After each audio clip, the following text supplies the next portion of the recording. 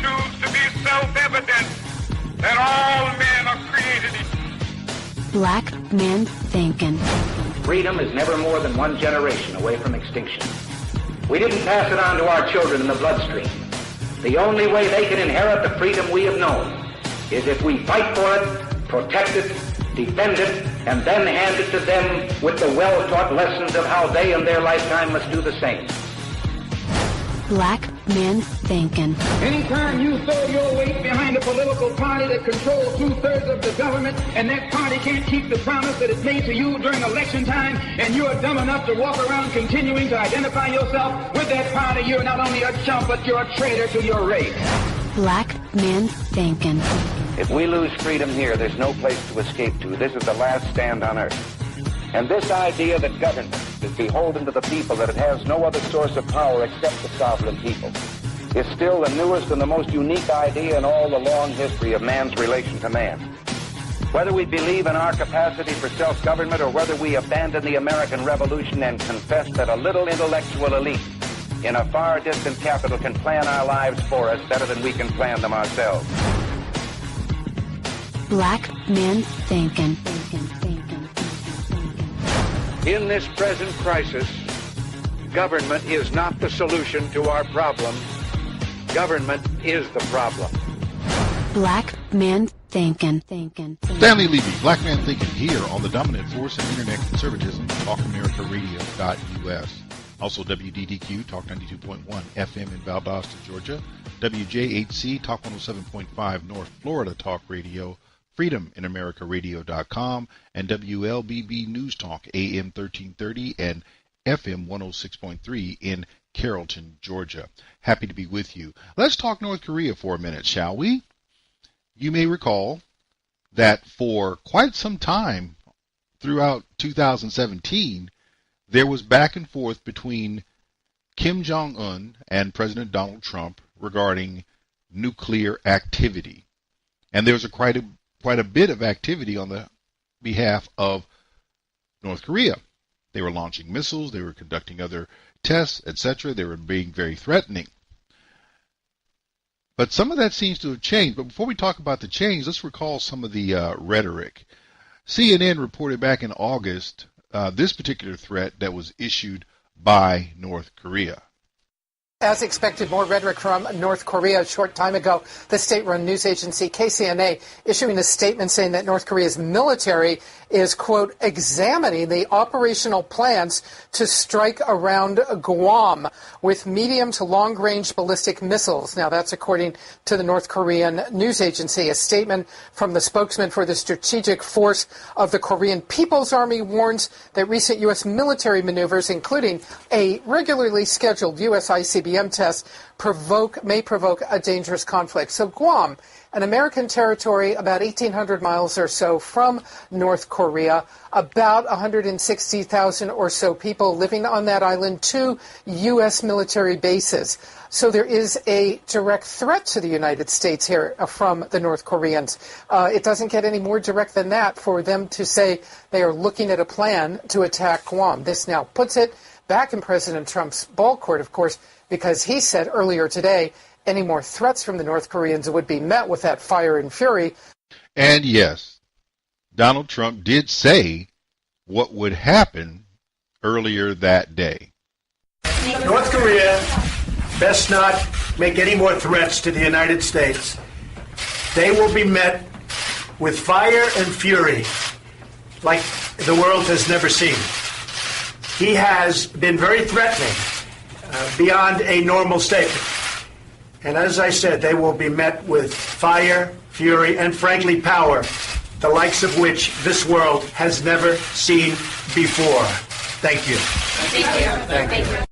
Now, Donald Trump said that, and this was part of the quote-unquote war of words going on between him and Kim Jong-un, and Donald Trump doesn't blink. Let's not act as though North Korean threats of nuclear aggression toward the United States are new. The current leader of North Korea, Kim Jong-un, has made those threats as far back as 5 years ago. I would say that his father and his grandfather were not adverse to threatening the United States with military action. They threaten everybody. But you have to remember something. They haven't busted a grape since the Korean conflict ended. They've made noises, but they haven't really done much of note. Nor will they. Nor will they. The escalation continued to the point that Donald Trump went into one of the most public forums imaginable, the United Nations, to mock and ridicule the North Korean leader. The United States has great strength and patience, but if it is forced to defend itself or its allies, we will have no choice but to totally destroy North Korea. Rocket Man is on a suicide mission for himself and for his regime. The United States is ready, willing, and able, but hopefully this will not be necessary. That's what the United Nations is all about. That's what the United Nations is for. Let's see how they do. It is time for North Korea to realize that the denuclearization is its only acceptable future. Realize that denuclearization is your only acceptable future, and making that statement in front of the UN while calling him Rocket Man. Well, they didn't take well to that, to be frank, they didn't take well to that. The very next month after Trump went to the UN, North Korea had more threatening statements to make. North Korea is issuing a new threat of military action against the U.S. A state news agency says Americans should expect to face an unimaginable strike at an unexpected time. The warning comes just 2 days after a North Korean official said a nuclear war may break out at any moment. Ben Tracy is in Beijing with how the provocative statements may be a response to naval exercises nearby. Ben, good morning. Good morning. In this latest threat, North Korea also calls the U.S. and South Korea warmongers who may start a nuclear war. Now, this latest threat comes at a time which appears to be a lull in North Korea's missile tests. The country has not launched one in more than a month. But North Korea does appear to be clearly upset about joint military exercises that the U.S. and South Korean navies are currently conducting in waters off the Korean peninsula. This includes the USS Ronald Reagan aircraft carrier, as well as Navy destroyers. Now, the U.S. military says these war games are designed to increase the readiness of U.S. and South Korean forces, but North Korea sees them as a rehearsal for an invasion. The North says these military exercises are driving the tension into the worst line of explosion and prove the U.S. and South Korea are attempting to ignite a war on the Korean peninsula. Now, the military exercises do end on Friday, but next week the U.S. military is planning to hold a rehearsal for how they would evacuate U.S. citizens from South Korea if a war did break out. Jeff? Ben Tracy, thank you very much.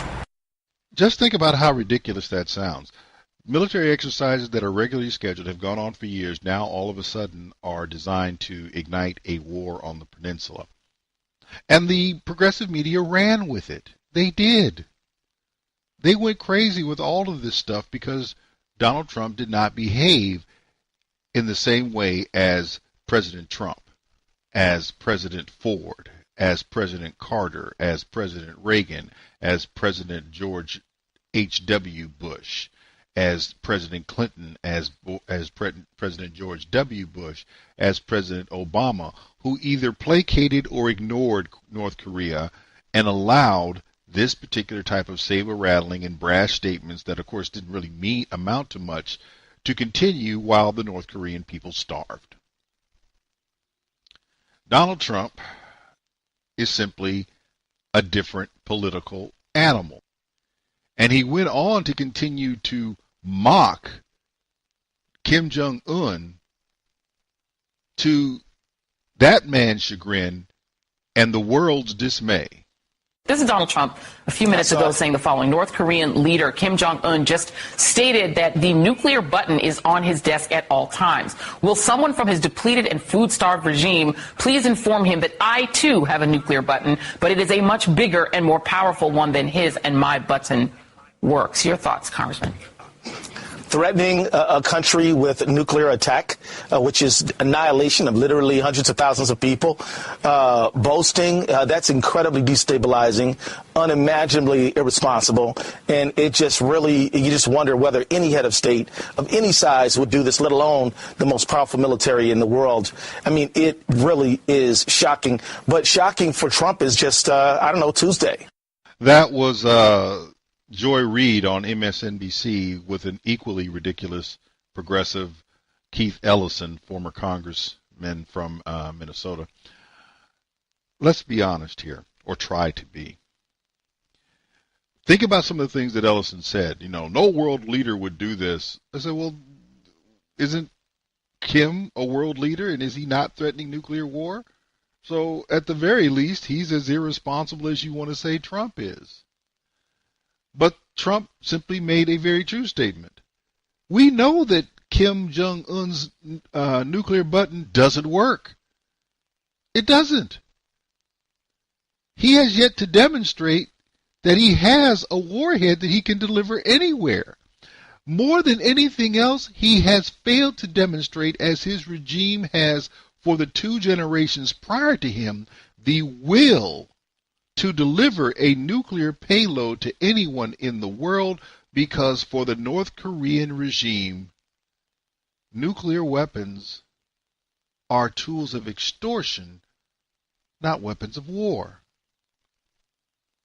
I don't know why we forget that. But, nevertheless, during that entire period of war of words, what was happening was, instead of all those presidents I listed who kept placating North Korea, giving them money if they would just stop talking about nuclear weapons, aid and everything else, and capitulating to their ridiculous behavior and demands, Donald Trump simply said, no, I'm not going with this. And the response from the world and from the U.S. media in particular was, Trump shouldn't call him names. Trump's trying to instigate a war. Trump's going to get somebody killed. You may remember earlier, though not necessarily related to North Korea, but in general, there were T-shirts and memes out there saying, regarding Trump, don't let your president get your behind kicked. All this going on, trying to get the American people afraid of North Korea. North Korea is a nobody, and they have always been nobodies. As I tell you, the only reason they have nuclear weapons is because they have determined that it is more cost-effective to threaten the West and intimidate them into feeding the North Korean people than it is for them to actually put their nuclear weapons aside and grow crops to feed the North Korean people. This works better for them, for reasons I do not understand. And Donald Trump has basically said the game's getting ready to change. Because Donald Trump's actually been paying attention for the last 35 years or so with regards to the North Korea shuffle when it comes to nuclear weapons. And he said to that decades-old Kim clan nuclear okie doke, all right, I'm changing this game. And now you have Kim Jong-un changing his tune. This from One News on the 21st of April. Seems like this have become synonymous with North Korea. But now the communist country has taken the world by surprise. Leader Kim Jong-un announcing it will cease nuclear testing and immediately stop its long-range missile program that put US cities under threat, with an announcement through its news agency. 2018년 4월 21일부터. But the long-awaited news has been met with skepticism. We need to be careful because every treaty, every promise that North Korea has ever made has been broken. And so we will need to not trust but verify, but distrust, verify, verify, and verify. The reason for the about turn, cited by North Korea as a desire to promote economic growth and peace on the Korean peninsula, ahead of planned summits with South Korea and the United States. The Japanese Prime Minister was quick to acknowledge the gesture, but remained cautious. North Korea's announcement is forward motion that I'd like to welcome. But what's important is that this motion leads to complete, verifiable and irreversible dismantlement of its nuclear and missile programs. I want to take a close look at it. The US has been seeking such a declaration for a long time. President Donald Trump reacting to the news swiftly, tweeting, North Korea has agreed to suspend all nuclear tests and close up a major test site. This is very good news for North Korea and the world. Big progress. Look forward to our summit. However, the date for the summit between the US and North Korea is yet to be set. Lisa Davies, One News. Guess who blinked? Kim Jong-un blinked. Donald Trump did not.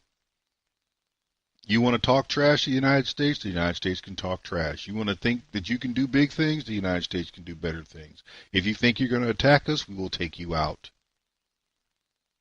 And we're going to continue to do whatever we want to do anyway. We're going to continue to run our our military exercises with your neighbor to the south, as we always do. And if you don't like it, that sounds like a personal problem. That's what Trump did. No, we're not going to sit down with you and talk about how we're going to feed your people that you choose not to feed. We're not going to do that. We're going to tell you that you need to get rid of your nuclear program. You need to denuclearize. You need to shut it down. And guess what? A major test site has been shut down. They closed it up. So I guess Donald Trump knew what he was doing after all. Well, they haven't set the date yet, which is part of the negotiation. Donald Trump is not in a hurry. Donald Trump and the United States are not the ones who need the summit. North Korea is. There's no reason for the U.S. to rush into this summit to set a date. It's like, fine, you want to talk? We'll talk. Let them figure it out. Because they're the ones with the problem. They're the ones with the hungry people. They're the ones on the outside of the international community looking in. The United States is good. We don't have these problems. So, in all the stuff that was being said about North Korea, it all boils down to this. Donald Trump was right. Donald Trump's handling of the situation acknowledged not progressive fears, which really weren't fears at all, but it did not acknowledge the progressives' fears. It acknowledged the truth about who the North Koreans were, particularly the Kim clan that runs the place. He dealt with them in a way that they understood, and now they've come around to what Donald Trump would prefer. But Donald Trump doesn't know what he's doing. Okay. Stanley Levy, Black Man Thinkin', will be back right after this.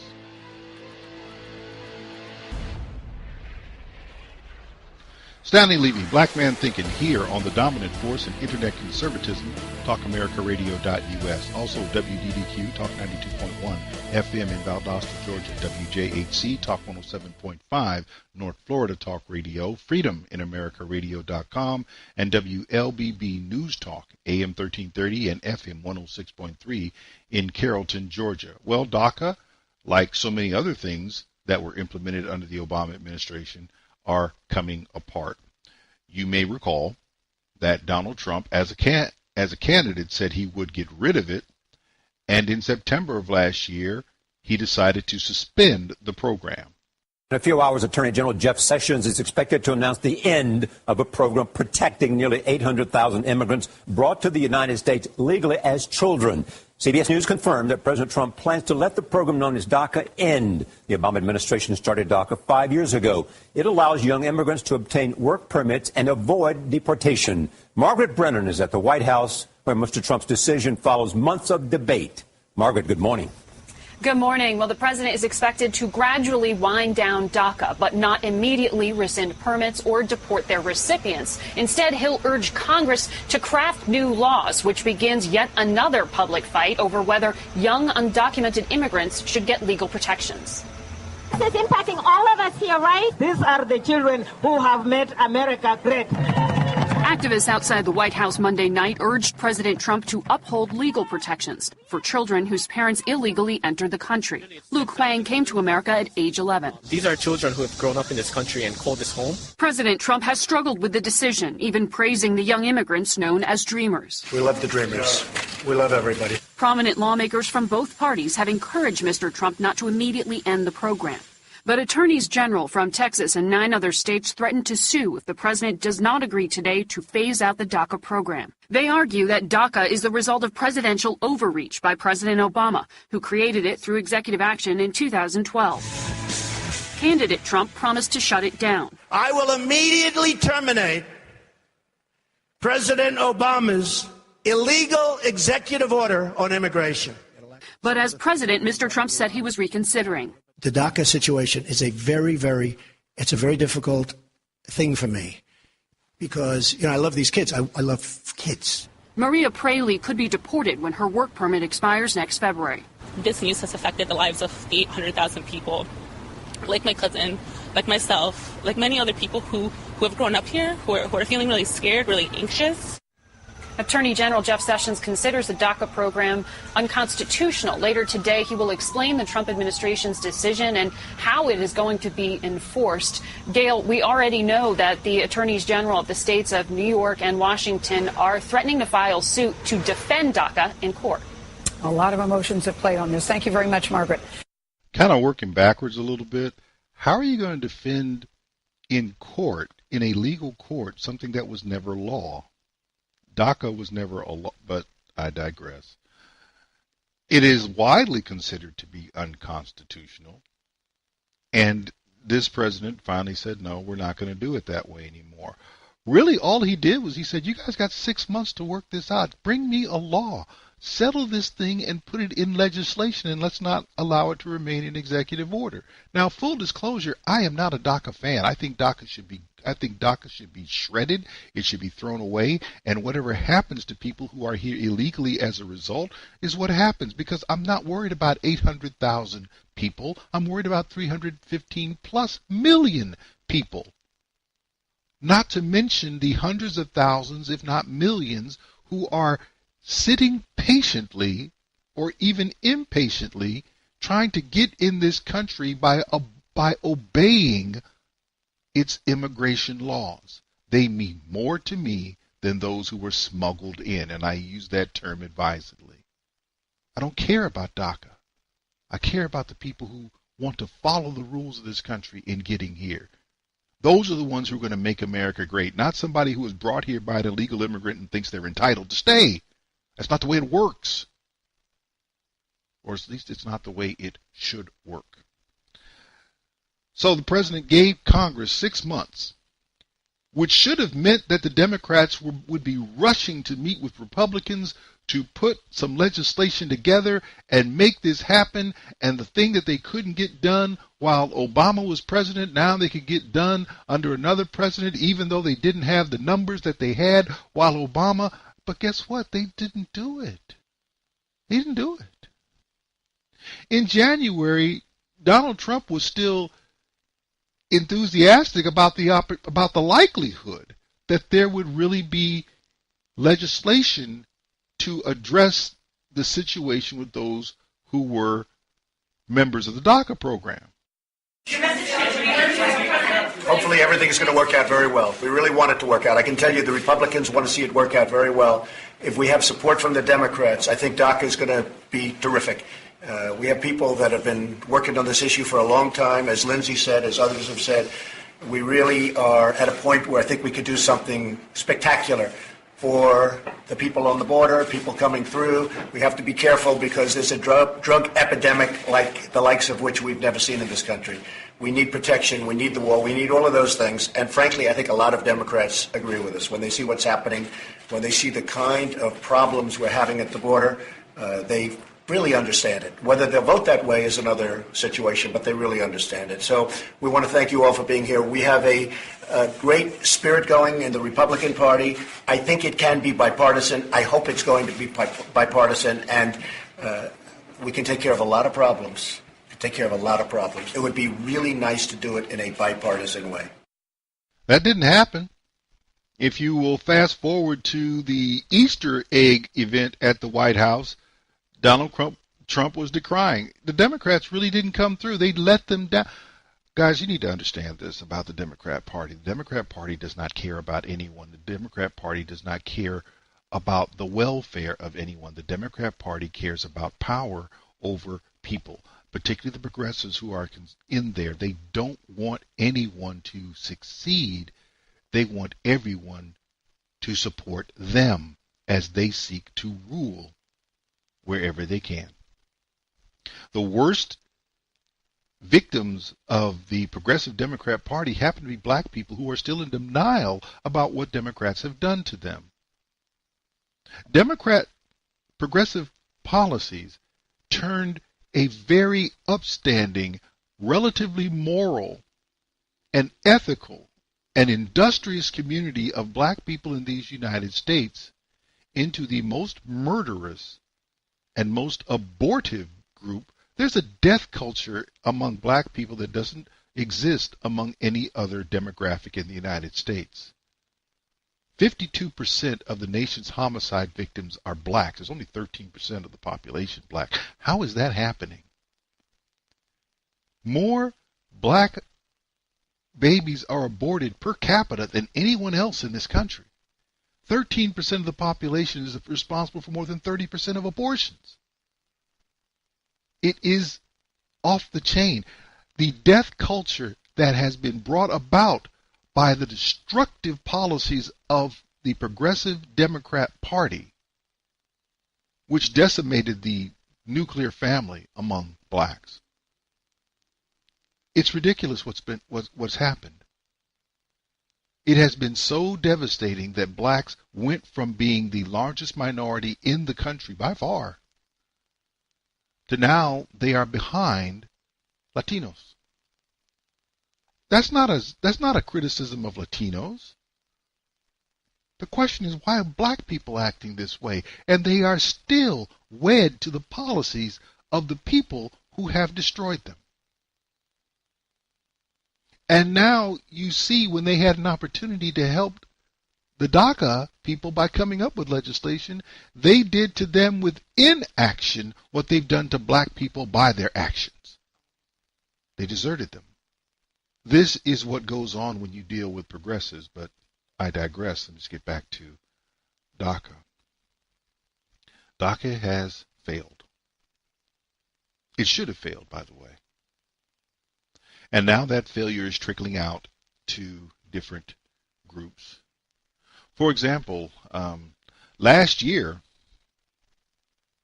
in June, a court in Arizona looked at the DACA situation and said, you know this in-state tuition deal you got? No, I don't think we're going to keep that. College just tripled for thousands of Arizona students. Yeah, this comes after a court ruled the so-called Dreamers cannot receive in-state tuition. It overturns a ruling from 2 years ago. ABC 15's Jason Valentine live at ASU tonight. And Jason, what kind of impact will this have? Well, if you're a dreamer, if you're somebody who receives deferred action, chances are you're going to be paying quite a bit more for college come this fall. And some students told us they're just not going to be able to afford it. They might have to consider dropping out. Meantime, the Regents for Arizona, which includes ASU, they're looking to minimize the impact on their students, and other institutions maybe looking at legal action. A stinging defeat. That's all I can say is, it's very frustrating. It's very disappointing. It gives us a lot of anxiety as students. From here on out, college could cost 3 times as much for people like ASU senior Belen Sisa. I was born in Buenos Aires, Argentina, and I was brought here when I was 6 years old. The Arizona Court of Appeals ruled that people like Belen, undocumented immigrants brought here by their parents as children, are no longer considered Arizona residents for in-state tuition. For these dreamers, it could mean an education nightmare. Because there's no way that we can pay triple the price that everyone else pays. A quick history. Arizona voters passed Prop 300 in 2006. That made it illegal to give state benefits to undocumented immigrants. In 2015, the Maricopa County Community College District and several students sued and won in-state status based on the federal DACA program. Former Attorney General Tom Horne appealed, and now current Attorney General Mark Brnovich continued that appeal, and after today's win released this statement, quote, I am sympathetic to all young adults looking to improve their lives. But as Attorney General, my job is to defend the law. Now lots of students are wondering where they go next. This is my home. This is the only place I've ever known. Despite several requests, Governor Doug Ducey had no comment for this story. Now, ASU Board of Regents, which again includes ASU, says kids who graduated high school in Arizona may still be eligible for receiving tuition at 150%. The in-state tuition rate. But now all eyes turn to the Maricopa Community College Board of Governors, which is going to meet next week and decide whether or not they want to appeal this most recent ruling. Live on ASU's campus, Jason Valentine, ABC 15, Arizona. We'll keep tracking it. Just think about this for a minute. In 2015, a court in Arizona determined that illegal immigrants deserve the same tuition rate rights as in-state Arizona residents. Let's get this straight. You don't have a legal right to be in the country, but you should be treated like other legal residents of the state. You're not even a legal resident of the country. Wow. In 2017, I would say reason prevailed, and someone said, you know what? This doesn't make a lot of sense. And they overturned it. And of course, the emotion reigns because that is what progressives want. They don't. You want to know why DACA didn't become law? Because then progressives would have had to try to rule by law. And then you got a problem. They got to deal with the constraints. They don't want the constraints. What they want is to rule by emotion and fear, which is unbounded and easily malleable. Well, the court struck down the idea that DACA recipients should receive in-state tuition benefits. And the interesting thing is, well, there's a terrible reaction. I may not be able to continue. Let me help you out about Americans, y'all. Americans find a way, or as I like to say, where other people make excuses, Americans make a way. If you really belong here, the fact that somebody made a decision that disadvantages you simply means you need to find another way. Maybe you need to go to a state. There are still states that are willing to allow you to pay in-state tuition. Maybe you need to go there. Petition them. Maybe you need to get a job or two. It's been done before. You're now just no different than anyone else who wants to come to Arizona and go to school who doesn't reside in Arizona or has an established residency. Am I supposed to be upset about that? Why would I be upset about that? By the way, they did appeal this to the Supreme Court. You know, this is terrible. Look at what you're doing to these kids. They appealed it to the Supreme Court, and here's what happened. The Arizona Supreme Court has ruled that DACA students are not eligible for in-state college tuition. That's according to the Arizona Attorney General, Mark Brnovich. Last week, the High Court heard arguments related to this case, and although many DACA recipients and supporters are calling this a major setback, they say they will continue to find ways to further their education. I let them know that they're not alone, that there is a community behind them, that there's also other DACA recipients behind them, and that we're going to continue to fight. The Arizona Board of Regents released a statement saying the decision will be effective immediately at their universities. You can read the entire Board of Regents statement on our website, kvoa.com. What I always marvel at is how those who are not citizens and have no legal right to be in this country have such a sense of community. The people are with you, and we want to let you know you're not alone.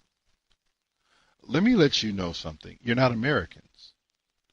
Just because you say you're Americans, being an American is not a birthright. It should not be. America is not. There's no such thing as an American ethnic group. This is a matter of what you believe. And by believing, well, I believe I'm an American. No, excuse me. There are five self-evident truths. The belief in which establishes your Americanism.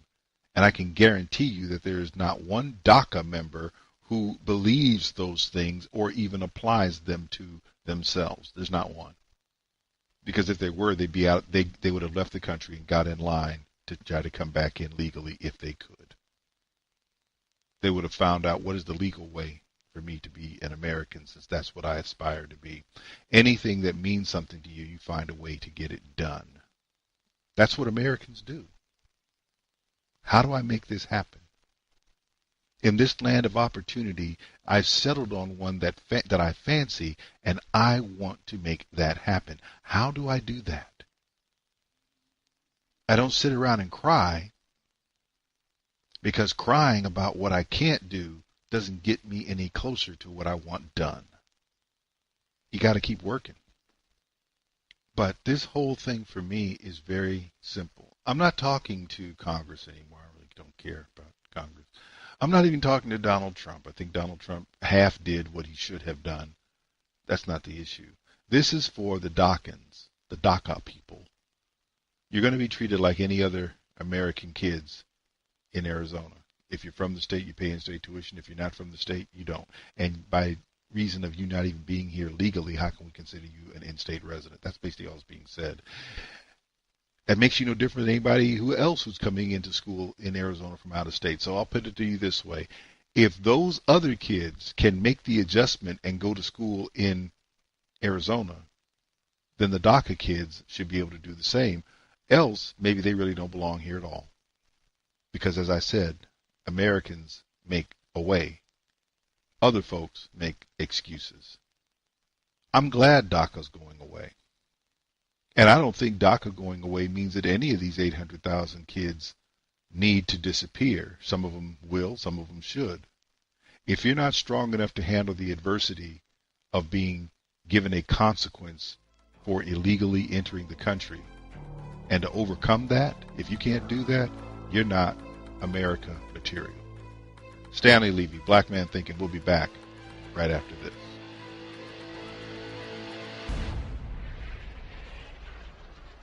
Stanley Levy, Black Man Thinking, here on the dominant force in internet conservatism, TalkAmericaRadio.us. Also WDDQ, Talk 92.1 FM in Valdosta, Georgia.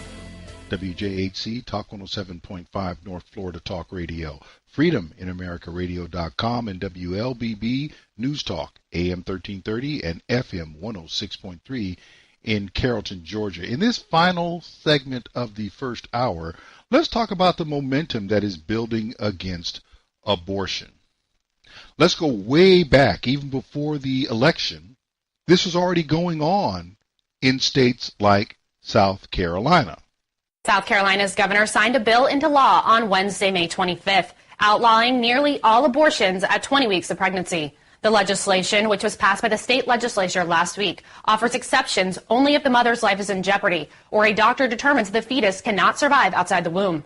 The law took effect Wednesday with Republican Governor Nikki Haley's signature. Similar bans are now in effect in 13 states, while South Dakota's ban takes effect July 1st. Additionally, courts have overturned abortion bans in 3 states.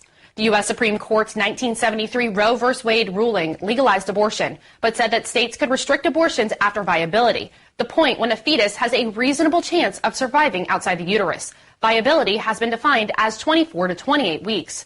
The High Court has yet to rule on bans that would limit earlier abortions. For Newsbeat Social from Washington, D.C., I'm Caitlin Mangum. 13 states, including South Carolina. This is in 2016. See, this is what happens when, for, at that time, 7 years of losses at the state and federal level have decimated the progressive hold on electoral results. They don't have any legislative authority anymore. The reason is that people don't want progressive ideas anymore in their states. That is why they lost so many seats, both federal seats and state seats, during the Obama administration. And the result is you're now seeing, among other things, a move against abortion. Well, that was through 2016. Last year, Kentucky made a move on abortion as well. Kentucky approves a ban on abortions after 20 weeks and requires women to have ultrasounds before the procedure. The laws went into effect on Monday, January 9th. The new regulations have no exceptions for cases of rape or incest. Physicians will now be required to perform an ultrasound, display an ultrasound picture to the mother, describe the image, and play audio of the fetal heartbeats. Women are permitted to avert their eyes. The American Civil Liberties Union Foundation and the ACLU of Kentucky filed 2 lawsuits on Monday, naming Kentucky's lone outpatient abortion facility facility, 3 physicians and their patients as plaintiffs. In a statement, a Planned Parenthood official named Cecile Richards said the 20-week ban on abortions is, quote, not just shameful, it's dangerous for women. Ingrid Duran with the National Right to Life Committee was quoted on the group's website saying that this Kentucky bill, quote, sets a tone for 2017. For Newsbeat Social, I'm Kimberly Caldwell. In case you did not notice it, both the South Carolina bill of 2016 and the Kentucky bill in January of last year put their bans in effect without regard to whether or not the pregnancy was caused by rape or incest. The only exception they would allow had to do with the health of the mother. If the pregnancy continued, it would damage her health or perhaps put her at risk of loss of life. Then an abortion was permitted. But just because you were raped or just because you're a victim of incest, we are not going to kill the baby. That's a big deal. For those who did not know, for every 1,000 abortions that happen in this country, fewer than 15 of them occur because the mother's health was at risk, someone was raped, or there was incest involved. More than 98.5% of abortions happen for the sake of convenience. It's not my stats. Those are the Alan Guttmacher Institute, which is the research arm of Planned Parenthood. Just so you know. So Kentucky went after a 20-week ban in 2017. They doubled down this year. As a matter of fact, in April, this month, they actually went after the dilation and evacuation procedure. On Friday, NBC News reported that Kentucky's new law banning a common procedure for second trimester abortions has temporarily been put on hold. The action comes after a federal judge signed an order for another courtroom battle between the state and the American Civil Liberties Union.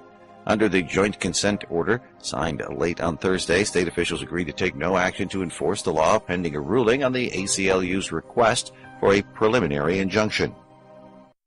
They're going after the procedure whereby you dilate the woman and then dismember the child and take them out after 11 weeks. They're going after that. And they agreed not to start enforcing that law until after a ruling on a request for a preliminary, not a permanent, but a preliminary injunction. Kentucky is serious about this. South Carolina is serious about this. By the way, this is something that happened in Mississippi. Mississippi Governor Phil Bryant has signed some of the nation's toughest restrictions on abortions into law. House Bill 1510 was signed into law on Monday, and it goes into effect immediately. The bill bans most abortions after 15 weeks. The law does not make exceptions for pregnancies caused by rape or incest. The only exceptions, in fact, are for situations where the health of the mother or the fetus is threatened. Abortion rights advocates are calling the law unconstitutional.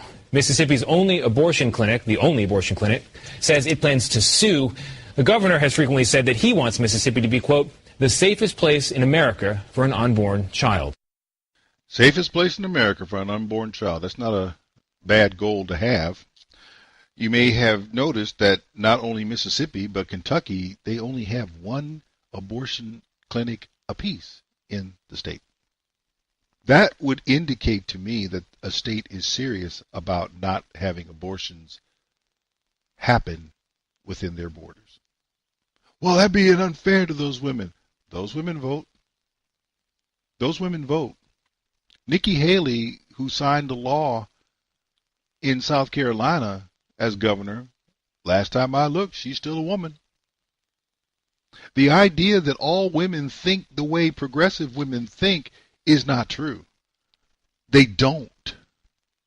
That's why there's only one abortion clinic in Kentucky. That's why there's only one in Mississippi. That's why they're dwindling down even in places like Texas. 13 states plus these 3. You're getting some momentum here. Does that mean anything to anybody? It should. Oh, by the way, I left out Ohio. Ohio, the Republican Party there is actually looking to push an outright ban on abortion. You just won't get one in our state, period. That's just wrong. Wrong for who? Wrong for women. Really?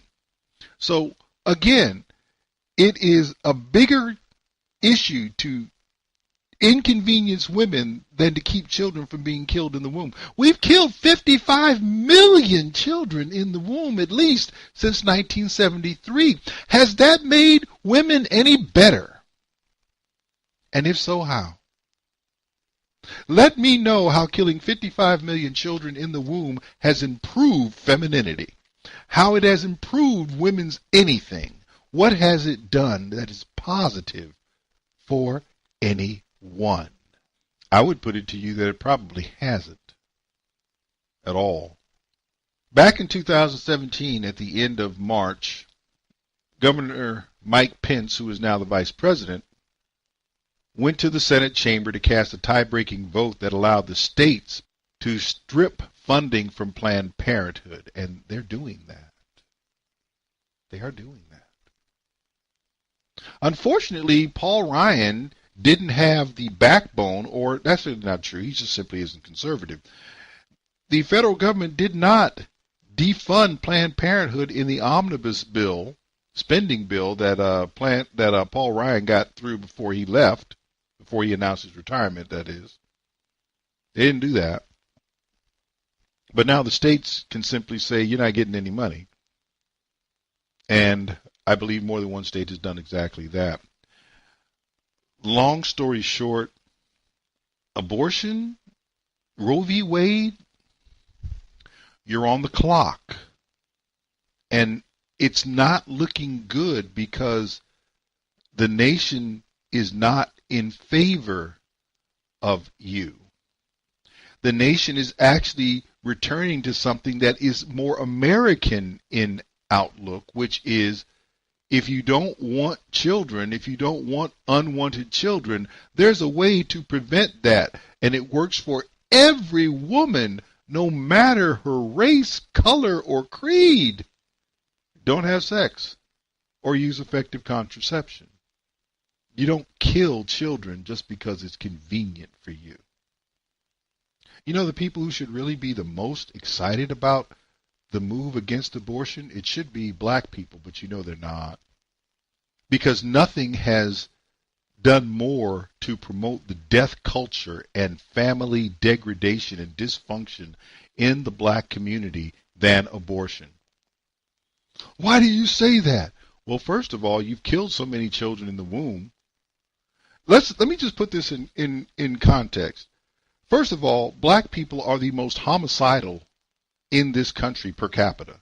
We kill more people than any other group of Americans, any other group in America. We kill. We're also 52% of all those who are murdered in this country, even though we're only 13% of the population. And we're more than 30% of all abortions in this country. We kill about 350,000 black children every year, and we've been doing that since 1973. We have killed 18 million plus black children in the womb. Do you know what the black population would look like if those children had not been aborted? We would not have lost the position of being the largest minority in the United States to the Latinos. And that's not a knock against Latinos. They didn't ask us to commit abortions. And when you kill children in the womb and when you make that a regular practice, you send a message to the children that survive, not that they're gifts from God, but that they just kind of lucked out on the lottery. Mom got knocked up and didn't feel like killing me, so here I am. That's not the way. And when you don't condemn that, when you see it in others, that message still gets through to your children no matter how much you love them. They want to know, well, how come they think differently than you? I thought you told us that all children are special and precious. Then how come all these other black children, these other mothers and fathers, particularly if they're actually together, don't seem to think that way? Abortion has a tremendous downside. The thankful thing is that whomever is responsible for moving against abortion. And I would hazard to guess there are more white people moving against abortion than blacks, both in sheer numbers and in percentages. If that occurs, it will benefit the black community probably more than any other. We need numbers. We need numbers in America. We need people who are born in America of American parents. We don't seem to understand that. We don't seem to understand that the progressive push for abortion is not to help women, but to help manipulate the makeup of the population. Because now we can bring in people from outside the country who don't have our values, who don't have our outlook, to whom America doesn't mean that much. And if you don't doubt what I'm saying, how many times have you seen an immigration rally, a pro-immigration rally, where someone's carrying a different country's flag? That's not somebody who wants to be in America. That's somebody who wants to bring something else to America. We need to be against that. And it's not even that hard to be against it, but we should be against it. So now what we are seeing is across the country, more and more momentum is building against abortion. That is a good thing. Sooner or later, another Supreme Court justice, maybe Ruth Bader Ginsburg, because I'm not exactly sure what they're doing, what smoke and mirrors they're using to keep her alive, is going to die or retire, and that will give the current president another opportunity to appoint someone to the Supreme Court. All these things seem as though they're lining up. So much so that there is discord within the pro-life movement about the pace at which they should move to challenge Roe v. Wade. Some want to go faster, some want to hold back until another Supreme Court justice can be named. Nevertheless, the message is the same. It is time to push back on abortion. It is time to protect children in the womb. That's what needs to happen. And for black people, if you don't support this, let me make this real clear. And somebody will get mad. You cannot be pro-abortion and pro-black. You cannot. If you think you are, you're lying to yourself, because I'm not buying it. And with that, I'm going to turn this over to my good friend Ron Edwards. And after that, we'll be back with Hour 2 of Black Man Thinking. It seems that the deep state is more entrenched than anyone ever imagined. Hello, I'm Ron Edwards on today's page from the Edwards Notebook. You can call former President Barack Hussein Obama many things, but a simple puppet being controlled by others, he's not one of them. Since long before he was elected, with a little help from his Democrat cheaters are us friends, he meticulously studied ways to undermine our beloved republic. When he became president, one key avenue to that end was the hiring of 7,000 to 8,000 senior services executive members who were employed to destroy any efforts to strengthen, prosper, enable America to reach her potential as that shining city on a hill nation that is the premier example of liberty, freedom, domestic tranquility, equal opportunity, and true justice for all. Before Obama's presidency, there were only 1,000 senior executive services members, and that evil cartel was probably started under Jimmy Carter. They answer to no one and are set to render the Trump administration null and void if they can. Their names are secret, as are their salaries, and they are running all government agencies in secret. That is supposed to be a government of, by, and for the people. With God's help and grace, it shall be again. I'm Ron Edwards. Sponsored by the Tri-County Liberty Coalition. Ron Edwards, the new voice of America. I have a dream. One day, this nation will rise up, live out the true meaning of its creed. We hold these truths to be self-evident that all men are created equal. Black Man Thinkin. Freedom is never more than one generation away from extinction. We didn't pass it on to our children in the bloodstream. The only way they can inherit the freedom we have known is if we fight for it, protect it, defend it, and then hand it to them with the well-taught lessons of how they in their lifetime must do the same. Black Man Thinkin. Anytime you throw your weight behind a political party that controls 2/3 of the government, and that party can't keep the promise that it's made to you during election time, and you're dumb enough to walk around continuing to identify yourself with that party, you're not only a chump, but you're a traitor to your race. Black Man Thinkin. If we lose freedom here, there's no place to escape to. This is the last stand on earth. And this idea that government is beholden to the people, that it has no other source of power except the sovereign people, is still the newest and the most unique idea in all the long history of man's relation to man. Whether we believe in our capacity for self-government or whether we abandon the American Revolution and confess that a little intellectual elite in a far distant capital can plan our lives for us better than we can plan them ourselves. Black Man Thinkin. In this present crisis, government is not the solution to our problem. Government is the problem. Black Man Thinkin. Stanley Levy with Hour 2 of Black Man Thinkin on the dominant force in Internet conservatism, TalkAmericaRadio.us. Also WDDQ, Talk 92.1 FM in Valdosta, Georgia, WJHC, Talk 107.5 FM, North Florida Talk Radio, FreedomInAmericaRadio.com, and WLBB News Talk, AM 1330 and FM 106.3 in Carrollton, Georgia. We're going to talk about privilege right now. And we're going to open up with something that I saw on the internet, and the reaction to social media is what really got me.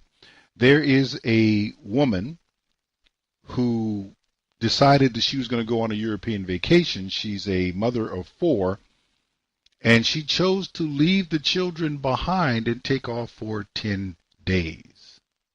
It's sentencing day for the mom accused of leaving her 4 kids home alone while she went on a European vacation. Erin Mack faced up to 8 years in prison for child endangerment. The 31-year-old mom jetted off to Germany last year. She posted photos of herself having a grand old time. Here she is beaming as she poses by the Danube. And there she is with a friend in Bavaria. She even took a photo of bratwurst and sauerkraut, a local delicacy. When Mack faced the music in a Des Moines, Iowa courtroom, she didn't have much to say. I do genuinely apologize for using your time, the court's time, and the situation that we are in at this time. Her twins were 12 years old. Her 2 daughters just 7 and 6. Mack's ex-husband, Matthew, gave a victim's impact statement in court. We contacted and advised the police to take in her children. She did not return to the country for 6 days. And also spoke to Inside Edition. In my eyes, it was a clear, deliberate, intentional act. She has no excuse for her. How angry are you about this? I'm really angry, but I wish I could say I was surprised, but I'm not. Her actions prompted headlines like, America's worst mom? At her sentencing, the judge gave her a break, 2 years probation. You ever been on probation or parole before? No. Her ex isn't letting her off easy. He says she should have gotten jail time. If she wants to go on vacation, more power to her, but you got a responsibility as a mother first. Erin Mack hasn't been allowed to see her children since her arrest. The judge recommended that she receive counseling before being allowed to reestablish contact with her children. So you have Ms. Mack, who just took off. Now, she's white, and she was given no jail time. She was put on probation. She hasn't been allowed to see her children, by the way. So that is a continued punishment, but she's not in jail. What you hear on social media is how this is an example of white privilege. That if a black woman had done this, then she would have definitely gotten jail time. And there would have been no probation. There would have been trying to throw her into the jail. Words to that effect. I kind of take issue with that. And part of the reason was I started just doing a little low-level research, and without looking very hard, you came up with a whole bunch of other things. Here's an example of a woman named Asia Turrentine, who's a black woman from the Indianapolis area. Now, question tonight, whether justice was really served. A 23-year-old mother learned she's not going to prison after all, after she left a gun where her toddler found it that killed his older sister. Kevin Rader explains the punishment she is now facing. 23-year-old Asia Tarantine hid her face as she left Marion County Court 6 Friday. She lives to 85 years old. She's 23. For 60 more years to live with this every single day, in and of itself, is a fair penalty. On New Year's Eve, she put her 2 children down for a nap, then took a nap as well, only to be awakened by a gunshot. Her 3-year-old son found her purple handgun in her purse and shot and killed his 5-year-old sister. Tarantine pled guilty to child neglect and was sentenced to 4 years, which was then suspended. All sides agreed to 1 year probation. Your department obviously okay with this? Yes, we, Terry Curry and I both met prior to any kind of plea negotiations, and we both agreed on this kind of an outcome. And tell me why. Unfortunately, Ms. Turntine has lost her child. We're never going to get that child back, plus of the significant impact on the other child who actually did the shooting. Well, everyone agrees the handgun should have been secured or at the very least locked. There's plenty of discussion about the new colored handguns being marketed toward women. The colors make the guns look like toys. The gun used in this instance was purple. Marion County Superior Court juvenile judge Marilyn Moores is a gun owner and a member of the NRA, but she says this ploy to attract customers is luring children. I have grave concerns. My nephew owns a gun shop, and I've seen the pink and black guns. I've seen the purple and black guns, and I have grave concerns because they look like toys. So there's an interesting correlation between maybe the color of a gun and the children wanting to look at the gun, are curious about that gun, because to them it looks like a toy. It's something for gun buyers to consider and for this mother to contemplate for the rest of her life. Kevin Rader, Channel 13, Eyewitness News. So that was Asia Turrentine of Indianapolis, who put her children down for a nap, went for a nap herself, left her purse where her younger son could get to it, and he shot his older sister. I bring that up about the gun because what I neglected to tell you about the case of the white woman, Ms. Mack, who went on vacation, she left a gun with her children for protection for 10 days. That part of her plea agreement was the firearms charge of making a firearm available to someone under 21. That was dropped as part of the plea agreement. But so we get this straight. I have this white woman who went on vacation, didn't tell anybody. The children have a father who is involved, and the two younger children are now in his care. She took off, left them with a gun, went off to Germany for 10 days. When they told her that her children had been taken into custody by Child Protective Services, she stayed out of the country another 6 days. She comes back and she gets probation. Wow, that's terrible. Black woman leaves a gun where a kid can find it. He kills the kid, his own sister. The black woman gets probation. All right, let me see if I get this straight. The white woman leaves a gun where her children have it. She left it for them. She gave it to them, basically. They don't kill anybody. They don't shoot anybody. They don't discharge the firearm. That white woman gets probation. Black woman leaves a gun where somebody can find it. A child dies and she gets probation. Where's the privilege? Here's another one for you. And the name on this one is Ebony Jones of St. Louis. She got probation after her daughter was accidentally killed. She was sentenced for 2 years probation and parenting classes after her 6-year-old daughter was accidentally shot to death by one of the girl's siblings. The St. Louis Dispatch reports 29-year-old Ebony Jones pleaded guilty to 3 misdemeanor counts of child endangerment in the February 2017 shooting death of Mackenzie Bostick. Jones' boyfriend, Jeremy Ramey, told police that he and Jones smoked drugs the evening before the shooting and fell asleep, leaving a loaded 9mm handgun on the floor. Ramey was charged in the girl's death, but he was shot to death 3 months later. She gets probation. So let me get this straight. I got a white woman who went on vacation, left a gun with her children. Nobody died. She gets probation. I have a black woman who puts kids down, leaves a purple gun where her son can find it. He kills somebody. She gets probation. I got another black woman who has multiple children, is smoking dope with her boyfriend, passes out, leaves a loaded 9mm gun out, and one of her children ends up dead, and she gets probation. Please explain to me where the white privilege is. I'm missing the white privilege. Well, you're only talking about black people.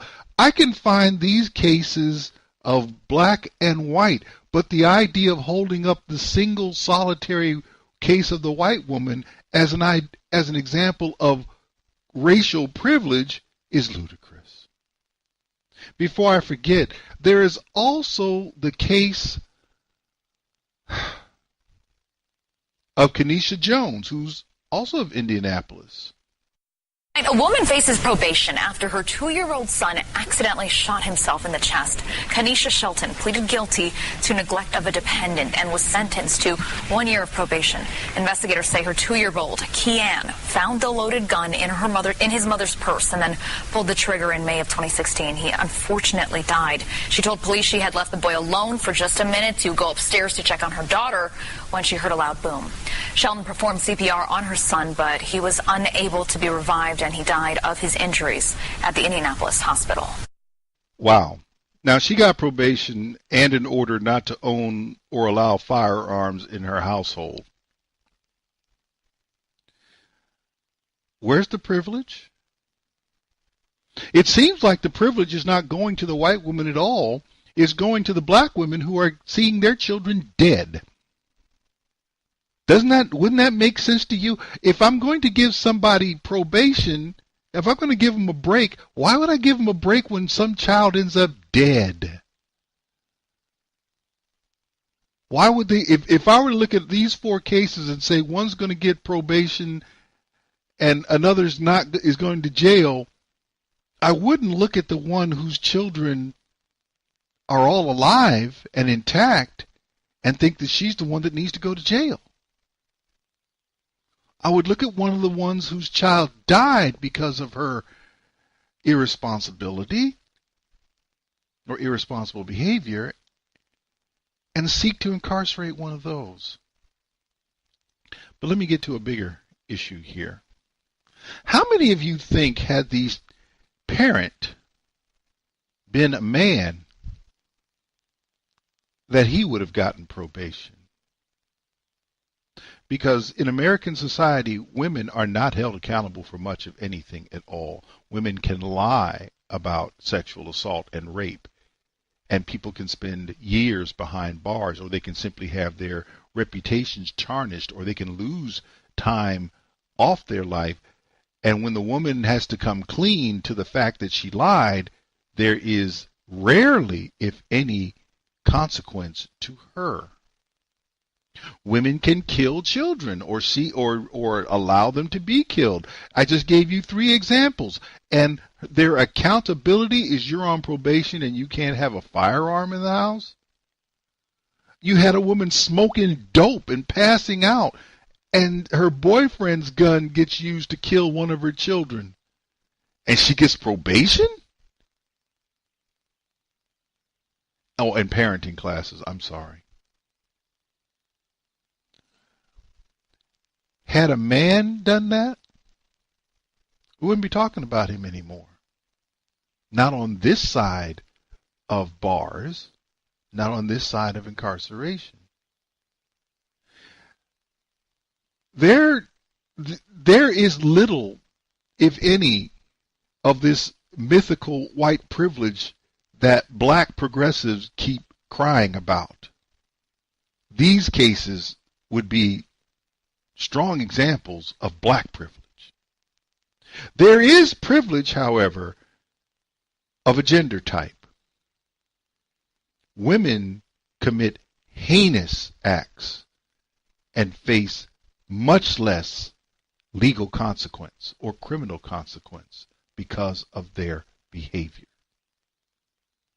When you put both of those together, I got a black woman whose child ends up dead, and the only thing we do is look at her tears and say, oh, she suffered enough. Tell that to the kid who's dead. What do you say to the kids who survive when you put their mother back with them, that you're trying to tell them this is the best environment for them? Are you serious with that? And we know you wouldn't do that with a man. We get upset with men if if men sleep with their children because they don't have any place else to put them? You're a pervert. Really? No. We're wrong for what we do. But if you want to talk about privilege in this case, let me help you out. It's not white privilege, it's black privilege. You're letting these black women off the hook. And we let black women off the hook a whole lot in this society. We let black women off the hook a whole lot. This is relatively minor considering some of the things that they do. We let white women off the hook a great deal. And as a result, we have messed up our society by preferring women over men, particularly in matters of child custody and child rearing and family maintenance.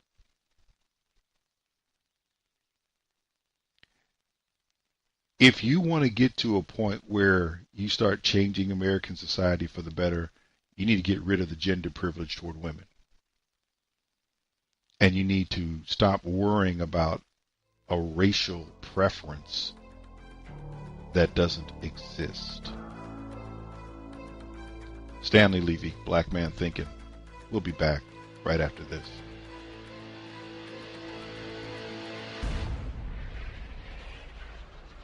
Stanley Levy, Black Man Thinking, here on the dominant force in internet conservatism, TalkAmericaRadio.us. Also WDDQ, Talk 92.1 FM in Valdosta, Georgia. WJHC, Talk 107.5 North Florida Talk Radio.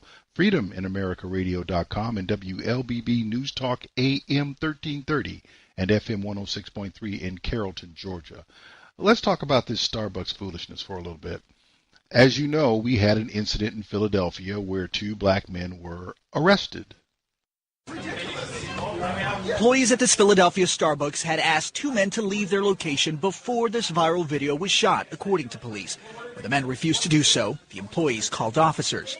What did they get called for? Because there are 2 black guys sitting here meeting me? Yes, I didn't know. Well, what did they do? What did they do? Someone told me what they did. The men were arrested and taken away without incident. Melissa DePino, who originally tweeted the footage, wrote, "The police were called because these men hadn't ordered anything. They were waiting for a friend to show up, who did, as they were taken out in handcuffs for doing nothing." The men were eventually released after Starbucks chose not to file trespassing charges against them. The coffee company later tweeted, "We regret that our practices and trading led to the reprehensible outcome at our Philadelphia store." Starbucks CEO Kevin Johnson also wrote to customers promising a face-to-face apology with the 2 men and also a review of the company's practices. In a statement, Mayor Jim Kenney says the apology, quote, "is not enough," saying the incident appears to exemplify what racial discrimination looks like in 2018. Police Commissioner Richard Ross standing by his officer's response, posting this message on Facebook. The police did not just happen upon this event. They did not just walk into Starbucks to get coffee. They were called there for a service, and that service had to do with quelling a disturbance that had to do with trespassing. Commissioner Ross maintaining his officers followed policy and had legal standing to make the arrests. So at this point, the Philadelphia Police Department, Anna, definitely standing behind their officers. Starbucks obviously going to be a big key here, key focal point. What will they do next? Not only what we just discussed in the meeting with these 2 individuals, between the CEO and these 2 gentlemen, but also they will be further training some of their partners, some of their employees, so that they can more carefully decide when police assistance is needed in these kinds of situations. Yeah, there's so many questions that I have about what led up to the police being called. Like, what was the interaction between the employees and these individuals? And It'll be key to hear from them eventually. Right, and those individuals you mentioned have an attorney now. Polo Sandoval, thank you for bringing us this story. So you have the employees saying, we need you to leave. You don't want to leave. Fine, we'll call the police because now you are trespassing. The police get there, they arrest them, and then all heck breaks loose. The mayor comes out and says how reprehensible this is. This is racist. This is what racism looks like in 2018. Unfortunately, the police chief found himself on a different page, kind of defending his officers, as you heard there. As a matter of fact, here is more of the statement that he actually made on his Facebook page regarding what occurred. Good afternoon. My name is Commissioner Richard Ross. I'm from the Philadelphia Police Department. I know there is a lot of concern and a lot of attention being spread around an incident that happened here at Philadelphia at Starbucks at 1801 Spruce Street. And on Thursday at about 4:40, police received a 911 call for a disturbance and trespassing. When the police arrived, they were met by Starbucks employees who said that 2 males were trespassing and had refused to leave the establishment. According to employees, they had seen these 2 males come in, they sat down, and after being seated, they decided that they needed to use the restroom. Starbucks said that according to their company policy, they do not allow non-paying members or non-paying people of the public to come in and use the restroom. And so they then asked these 2 males to leave. These 2 males refused to leave, and the police were called. Now, when the police were summoned to the scene, they get there and they get this story that I just began to outline. They then approached the males. They asked the males to leave because they're being asked to leave by Starbucks employees. In fact, in an effort to quell the situation, officers actually called for a supervisor so that it would not get out of hand, something that was a good decision. And 3 different occasions, the officers asked the males politely to leave the location because they were being asked to leave by employees because they were trespassing. Instead, the males continued to refuse, as they had told the employees previously, and they told the officers that they were not leaving. When the call was initially made, the Starbucks employees had told the males that they were going to call police, and they said, go ahead and call police, we don't care. So police get there and they're confronted by the same type of attitude, and repeatedly are told that they're not leaving. In fact, there's some alleged rhetoric about you don't know what you're doing, you're only a $45,000 a year employee, or something to that regard. And so because these individuals refused to leave, because Starbucks actually called, the police did not just happen upon this event. They did not just walk into Starbucks to get coffee. They were called there for a service, and that service had to do with quelling a disturbance that had to do with trespassing. So I need to underscore the fact that these males were arrested. When they were arrested, they were taken out essentially without incident. There was no harm done to them. But after being transported to the police district in the area, the officers, after processing paperwork, discovered that Starbucks no longer was interested in prosecuting. And so at that point, those males were released from custody.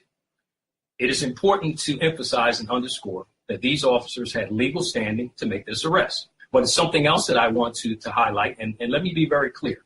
I own no stock in Starbucks. I just happen not to even ever frequent Starbucks. But I can tell you that there was a case involving one of our sergeants, probably a couple years ago, who went to Starbucks in full uniform, and he was also denied access to the restroom. So they are at least consistent in their policy.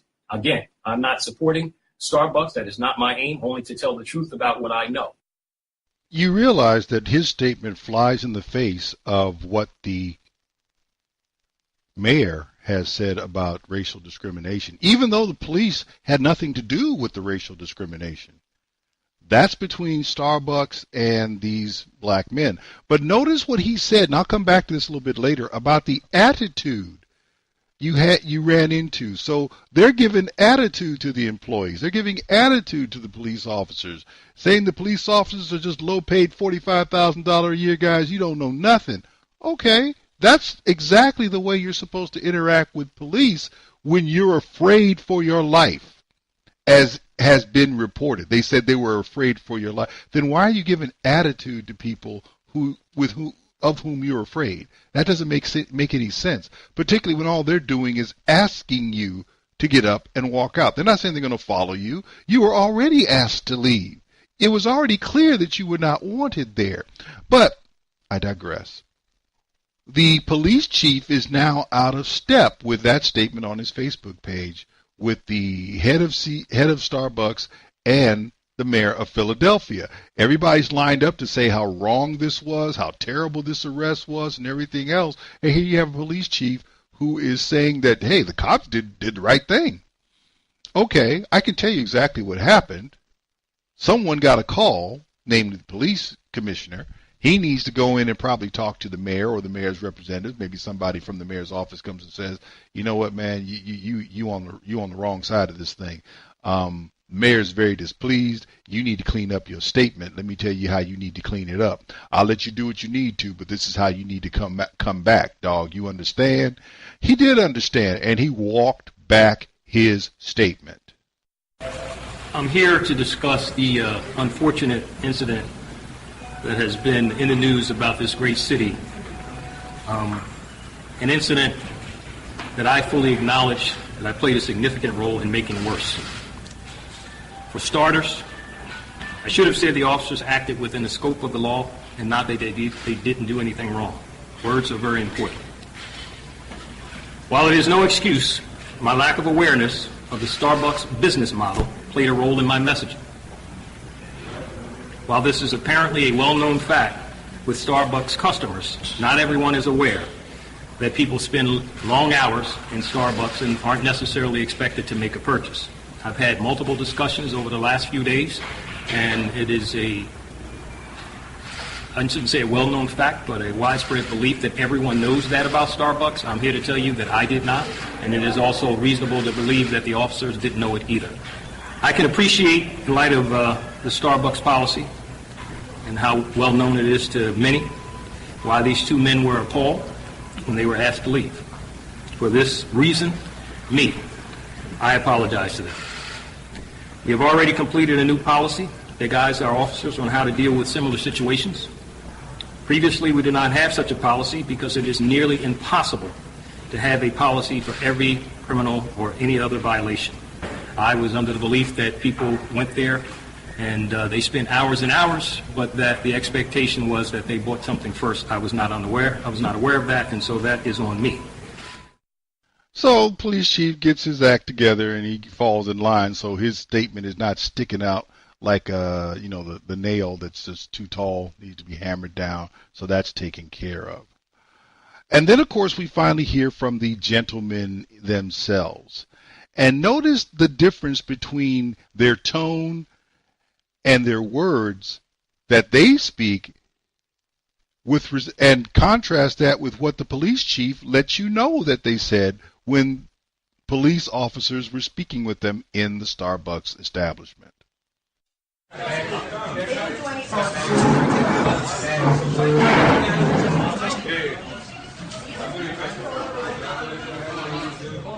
wasn't read any rights, nothing. Just double lock, handcuffs behind her back, and escorted out and put into a squad car.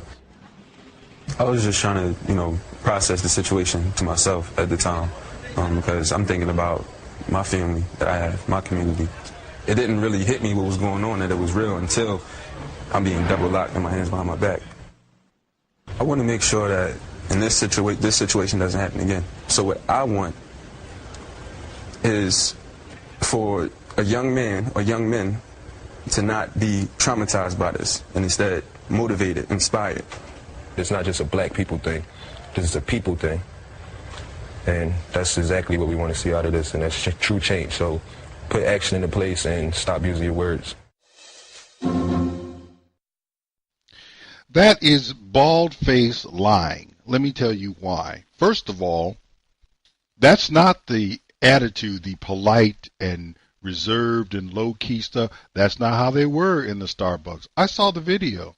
You couldn't hear them plainly, but you could see their body language. You could see the way they were looking at police. You could see all this.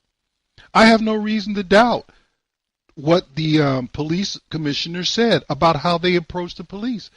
We're not going anywhere. You're just a $45,000 guy. You don't know anything. We ain't got to do nothing you say. Let me help you out with what the real problem is. Black men in this country act like black women. All that you're hearing, we're not going anywhere. We ain't got to do what you say. You ain't nobody. That's black women behavior. That's black female behavior. The guy out in California, is it because of my skin color? Is it because of my skin color? That's black female behavior. Men don't act that way. At least not real men. Progressive men of both colors act that way. What? You heard the guy there. What did they do? What did they do? First of all, it's none of your business. Real men stay out of other people's business. This is between them and the cops. Why do you have anything to say? That's more female behavior. Now you got all that estrogen creeping into some Caucasian guy. This is foolishness. But there is a method to the madness. The last thing that white progressives want is for black men to act like men. Let me tell you how a man would have handled this. A real black man would have handled this situation. Hey, I'm coming here, and I'm getting ready to meet a friend. Now, you don't do this unless you're approached, of course. But somebody comes and approaches you, or when you get up and say you need to use the restroom in an establishment, and you haven't demonstrated that you're going to buy anything, and someone pushes back, then you explain, hey, you know what? We're here with a friend, and we're waiting for them to get here. And they said, well, we really don't let people use the restroom who haven't ordered anything. Well, we don't want to order until he gets here. That's more female behavior. Order something. Just order something. It doesn't have to be what you want. Just order something. Then fine. Hey, I'll just get a coffee then. And can I have the key to the restroom? That's how a man would have handled it. Not, you know what, I ain't going to do nothing. I'm going to do what I want to do. This is what happens when you have men who are more female in their thinking than masculine in their thinking. They want drama. They invite drama. And that is what we have in the black community. We have too many so-called males who seek drama like the worst of black females. And when they get it, now all of a sudden they're, it's just about people. No, it is. It's not about black people. It's about people. It's about all people. No, it isn't. It is about black people. I don't see any white folks sitting up on TV talking about Starbucks policy. I don't hear anybody complaining about that stuff. I don't see one white man going into a Starbucks, getting told to leave, and causing such a scene and not leaving that the police had to be called and arrest him before he will leave. I don't see that. Well, Martin Luther King, you ain't trying to be king. You're not trying to be MLK. That's not what's going on here. Stop lying. This is foolishness. Starbucks is perpetuating the foolishness. How? You know what? We can't let our little pets of color, our melanin pets of color, get the idea that we want them to be anything other than what they are, which is weak and feminine. So what we're going to do is we're going to close our stores down for half a day and give some training to our other progressives so that this is how we treat our melanin pets of color. We have to be very sensitive. When you're dealing with the puppies, you have to recognize that they're not always housebroken. So sometimes you have to put down an extra one of those artificial turf mats in a place that you're not used to putting it, so that when they go and mess something up, nobody is upset. That is how they treat black people. They don't treat black people like they're full people. They don't treat progressives have never treated black people as though they are full human beings or adults. They have always treated them as though they have some type of problem that only white people can understand and can solve. This is what's happening in this case, and it's happening with a major corporation. They are perpetuating the idea that black men are victims. There are no victims here. There should not have been a victim here. If I had been the person there, I simply would have bought a donut or something or whatever they sell there. I'm not a Starbucks patron. I just would have bought something and sat back down. End of discussion. And then we don't have an incident. But now your butt got arrested. Now we got all this other stuff going on, and you trying to get. Let me help you out with something. The black community will never be worth a doggone as long as this is how black men behave. Never. Not ever. Stanley, Levy, Black Man Thinking. We'll be back right after this.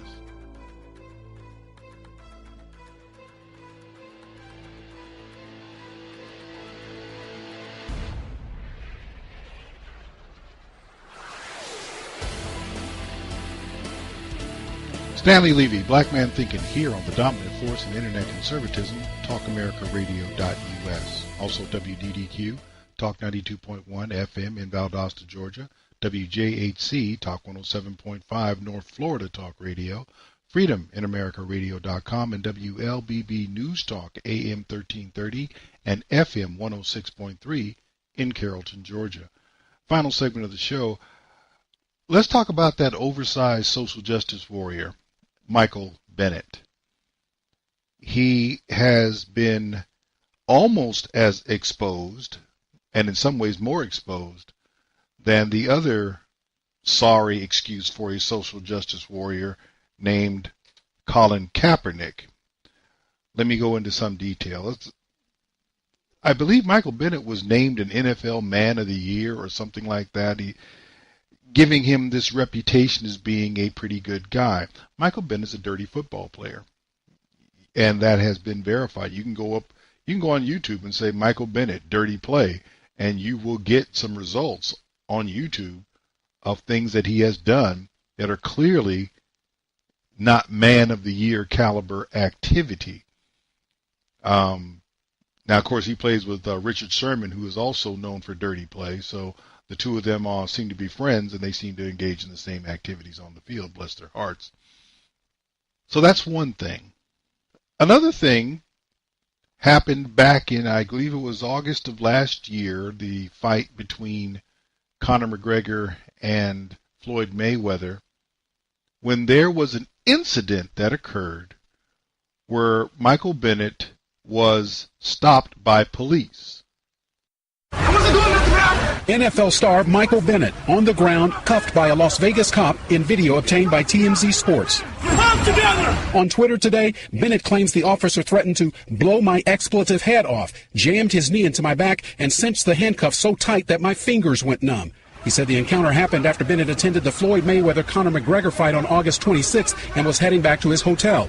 He said people heard what sounded like gunshots and ran. That's when he wrote, police singled me out and pointed their guns at me for doing nothing more than simply being a black man in the wrong place at the wrong time, adding, I thought of my girls, would I ever play with them again or kiss my wife again and tell her I love her? There's a lot of people who experience what I experienced at that point, at that moment, and they're not here to live to tell their story. Bennett supported former NFL quarterback Colin Kaepernick's refusal to stand during the national anthem as a protest against police violence, sitting for the anthem himself last month. He has hired a prominent attorney. It's only because he is sort of rich and famous that he was able to walk away from this without going into custody or even being mistreated any more so than he was. The Las Vegas Metropolitan Police Department cautioned the public to reserve judgment and promised a fuller explanation.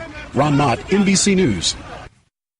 So you have the incident where he is stopped by police, and there's the accusation, pretty clear, that he was either racially profiled or mistreated by police, singled out maybe, whatever, because of his skin color.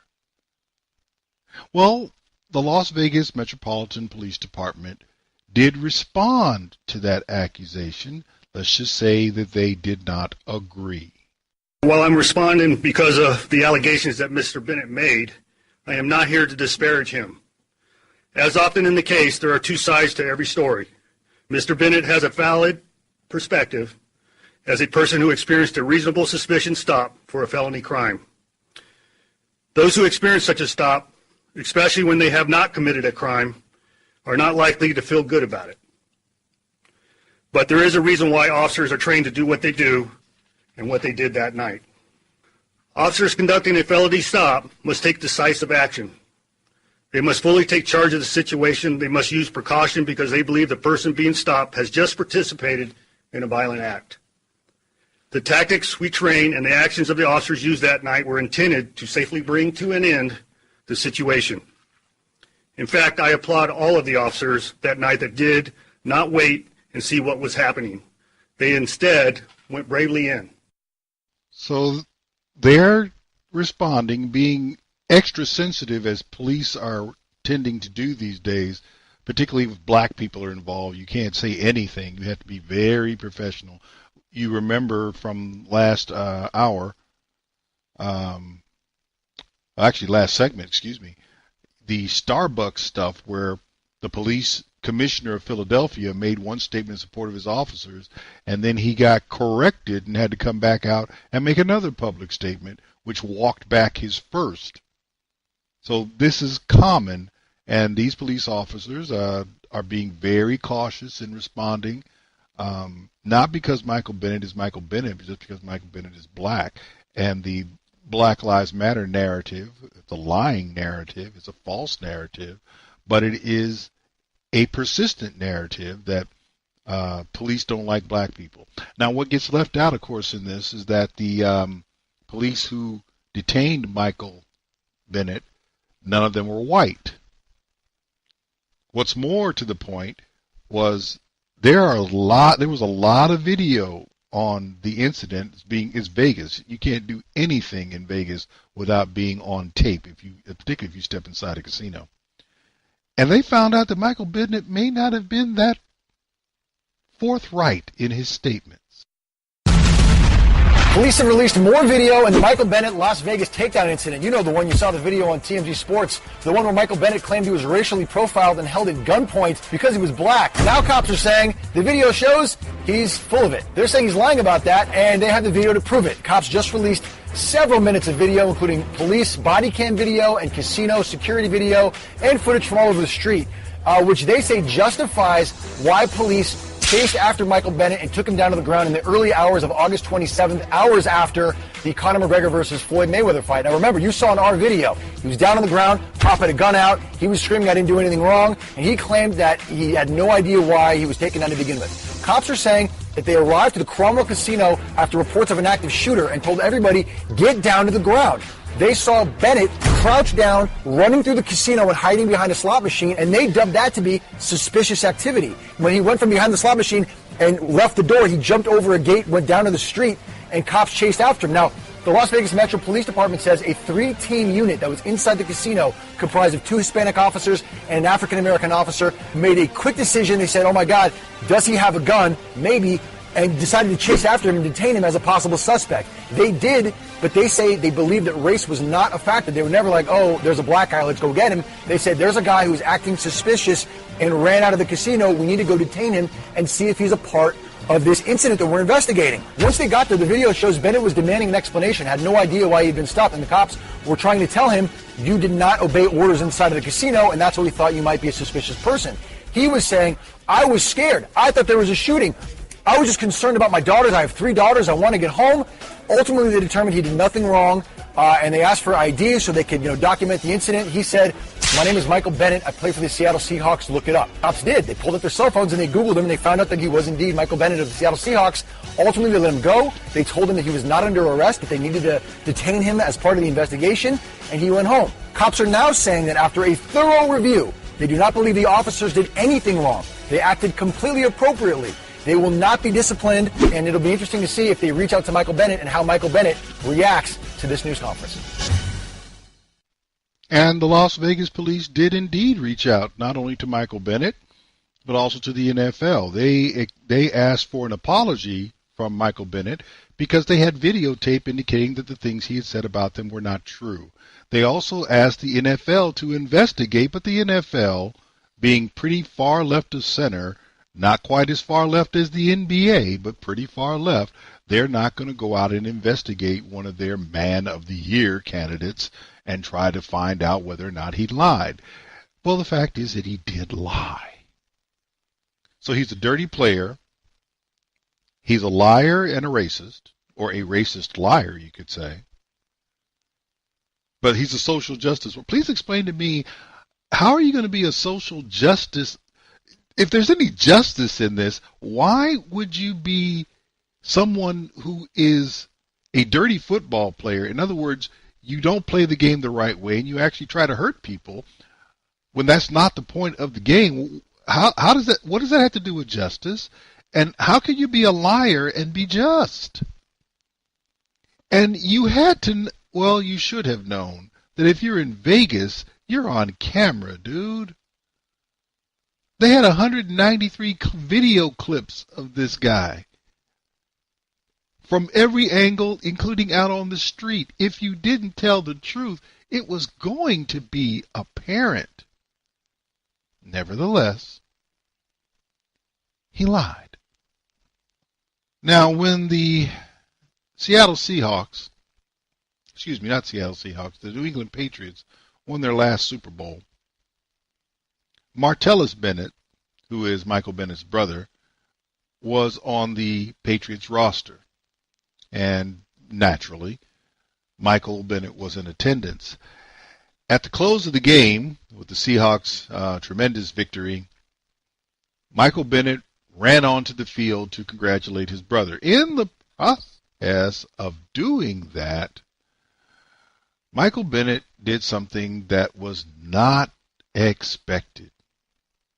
He apparently ran over a security worker at the Houston football stadium.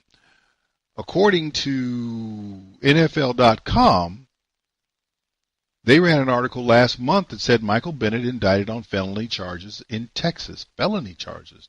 Philadelphia Eagles defensive end Michael Bennett was indicted by a Texas grand jury on a felony abuse charge for allegedly injuring an elderly NRG Stadium, that is the stadium in Houston, worker following Super Bowl 51.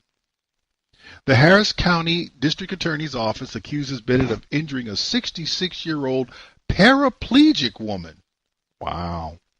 who was working to control access to the field during the game. I'm not exactly, that choice of staffing seems odd to me, but nevertheless. Prosecutors claim Bennett injured the victim after he pushed his way onto the field after being told to use another entrance for field access. So in other words, Michael Bennett was his normal privileged self. I do what I want to do, and you guys asked me to do this, I'm just going to push my way through. We are aware of the situation involving Michael Bennett and are in the process of gathering more information, the Eagles said in a statement, because this is an ongoing legal matter. Yes. Well, the Houston Police Department had no problem putting out a statement in a press conference and addressing Mr. Bennett quite directly. Well, Mia, as far as we know, Michael Bennett is still free. Houston police, however, are already talking with his attorney. At a press conference about an hour or so ago, the police chief point blank saying, Michael Bennett, turn yourself in or we'll come looking for you.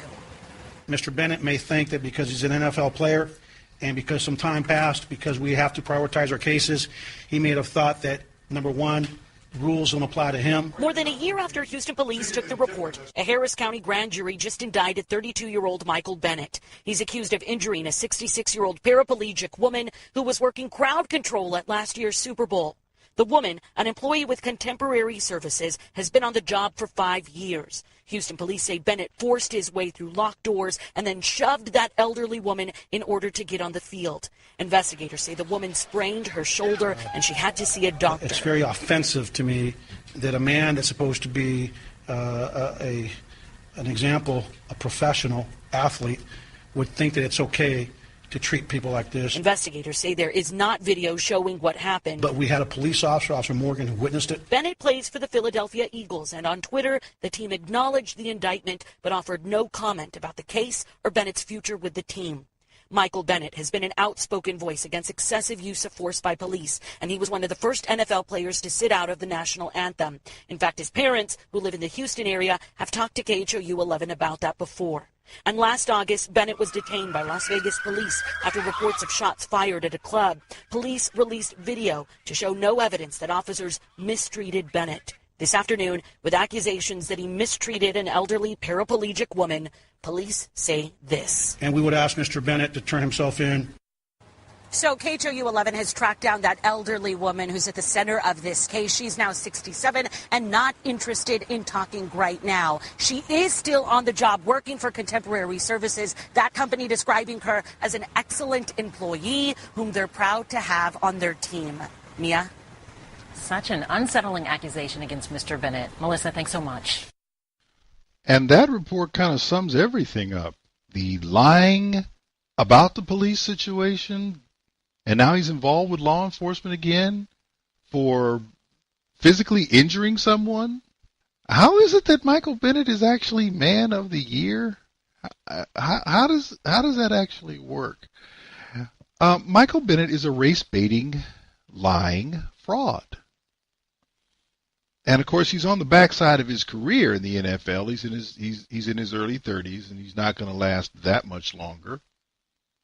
And he's also someone who disrespects the country along with those who are Kaepernick-esque. I'm going to tie this back to something I said with regard to the last segment. Michael Bennett is a woman. He's a 32-year-old NFL player, defensive lineman, big, strong, but he's a woman.